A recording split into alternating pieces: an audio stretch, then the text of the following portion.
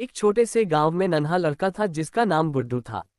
गुड्डू साधारण बच्चों की तरह ही था, लेकिन उसे बहुत अजीब अजीब सपने आते थे। उसे अपने सपनों में उड़ते हुए आसमान में तारे छूना और पेड़ों से बात करना दिखाई देता।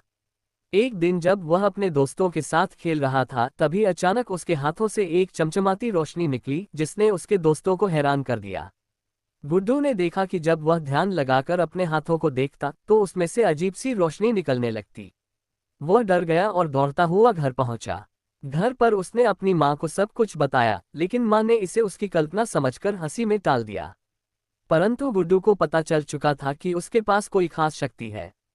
कुछ दिन बाद गांव के पास एक बड़ा तूफान आ गया। गांव के लोग बहुत घबरा गए और सबको लगा कि अब गांव को भारी नुकसान होगा। गुड्डू ने सोचा कि शायद उसकी शक्ति से वह कुछ मदद कर सकता है। उसने अपनी आंखें बंद की और अपने हाथों को आसमान की ओर उठाया। अचानक उसकी जादुई शक्ति ने काम किया और वह आसमान में उड़ने लगा। वह तूफान के बीच जाकर अपने हाथों से रोशनी की किरणें छोड़ी और धीरे धीरे तूफान शांत हो गया। गांव के लोग हैरान रह गए और सब गुड्डू की बहादुरी की प्रशंसा करने लगे। अब सबको पता चल चुका था कि गुड्डू साधारण बच्चा नहीं था, बल्कि उसके पास विशेष शक्तियां थीं।